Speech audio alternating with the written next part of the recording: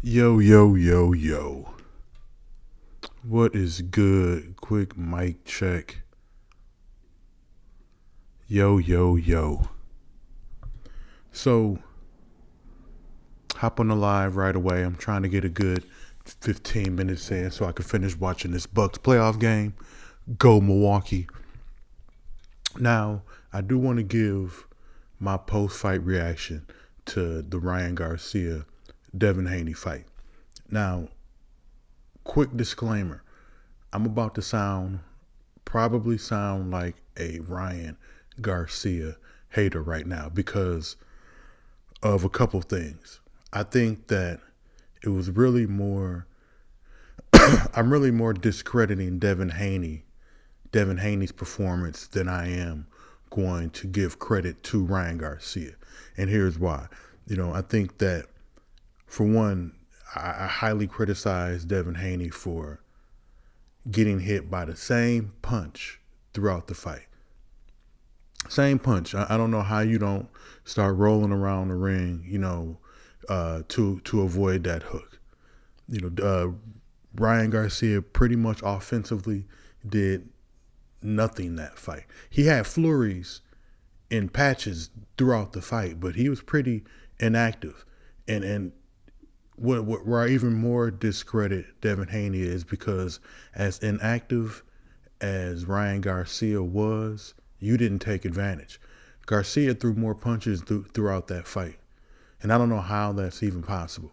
That man danced around the entire fight, and Devin Haney couldn't take advantage of it. Also, after taking the first left hook, how are you not working the jab, Devin Haney? Garcia, like I said, he offensively did nothing, but you could have worked the jab to keep Ryan Garcia off of you during that fight, but you refused.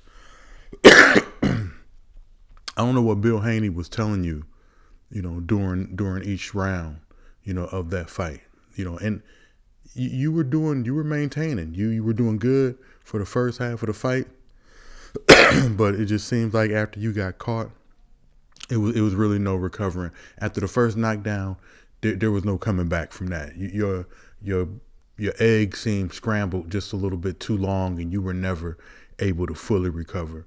But even with that being said, I still think that you won, pretty much the first half of that fight. After the first round, I had you winning pretty much. I believe I had you up 5-1 going into the sixth. Or before the knockdown, and then even you couldn't even take advantage of Garcia doing foolish stuff like the late hit, them taking a punch, all of that. You could not take advantage of it. And it was just too bad, because I don't think Ryan Garcia was prepared for this fight. I don't think that he took the time to really train. He relied on one punch, and luckily that one punch connected several times throughout that fight. Another thing that maybe should get factored in is, and I know Clarissa Shield, she's mentioned this. She did mention the fact that, with Ryan Garcia not making weight earlier within the week, it kind of gives him a better time to rehydrate. Because remember, after he did, I think that in my opinion, I'm pretty convinced that Ryan Garcia knew that he wasn't going to make weight. And I think that once he was convinced of that, his hydration process was going to be a lot different than it would have been if he was trying to make weight. So I think that he just kind of was like, forget it, I'm not making weight. And I think that kind of played to an advantage because, I think that he was a heavier fighter. Excuse me. Now, one thing that I think that was exposed by Devin Haney was that he's always the bigger fighter in a lot of his fights. Now, think of it like this. Now, when he was at 135, he was having trouble. He was getting rocked, by I forgot his name that left him wobbly right before the end of a round. He also pretty much lost to Lomachenko. I think Devin Haney's problem is although he's always the bigger fighter, like I think he walks around at 170. Although he's always the bigger fighter, he still is lacking power and he lacks the chin.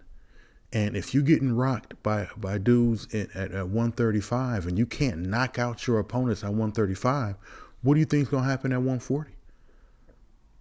Who are you going to be able to knock out at 140? And the power level is going to increase with the heavier weight.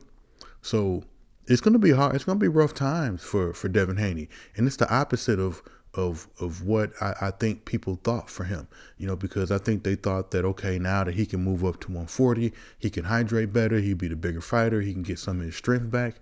But no, I think the issue is you were already struggling with lighter fighters, so when heavier fighters now are going to be coming at you, he's going to have a rough time.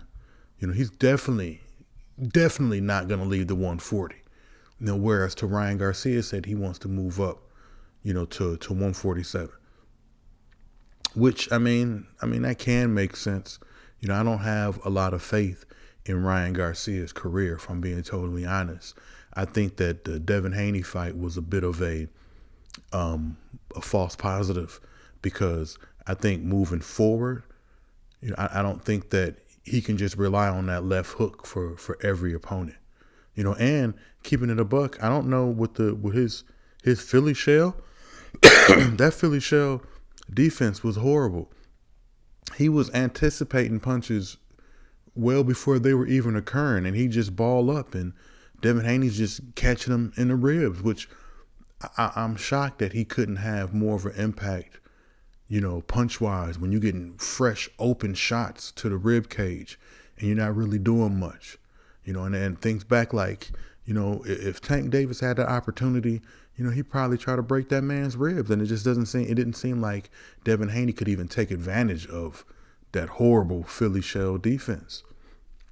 But, I think, with that said, I think that, Garcia probably has the option to move up if he wants to. I think sky's the limit for him. He'll get whatever fight he wants, and it'll do pretty good pay-per-view sales. Now, if he is saying that he wants to move up, then I would really, really like to see Terrence Crawford against him at a catch weight. Just because I want to see Terrence Crawford. I want to see Bud get a big check. That's just me. I feel like he deserves it throughout his career. Now, for Devin Haney, I don't really know what's next for the man. I really don't. Like he has a lot of opportunities. I mean, this fight shouldn't offset anything. He's probably not going to get a rematch clause. For one was never set. Bill Haney never set a rematch clause for this fight, for one. And two, I don't even know if Ryan Garcia would want that. I think he's probably struggling to make weight, already at 140. So he probably is not interested in a rematch clause at 140. And Devin Haney shouldn't take it at a heavier weight at all. He already having trouble with 140. Anything heavier is going to be an issue, if you ask me. But yeah, I'd like to, see Devin Haney probably. There's a lot of fighters he can fight. And there's a lot of fighters at 135 that he could probably catch at 140. He can. Issa Cruz is one of them. He can still try to get Tank. Tank probably is not interested in fighting him. He's already been, making little slick jabs on Twitter. But there are fighters who would probably still step in and fight him. Shakur Stevenson could be one of those dudes. I think that there's Teofimo Lopez is another one. There's a lot of fighters at 140 and even 135 that he can probably still attract for a big fight. So, I don't think Devin Haney's career is over. I just think that he's gotten exposed. I really think that he's gotten exposed, and I think it may show fighters that even though that you come in at the bigger weight, you're still beatable. You're still beatable because you got a soft chin. You have a very soft chin, and you don't have knockout power. So again, I think somebody like Shakur Stevenson actually would be a very good fight. I think you'll get probably 12 rounds of good technically sound boxing. I think that would probably be the best matchup for him. And even though he's the bigger fighter, I still think that Shakur Stevenson has a very good chance have a very good chance of beating him. But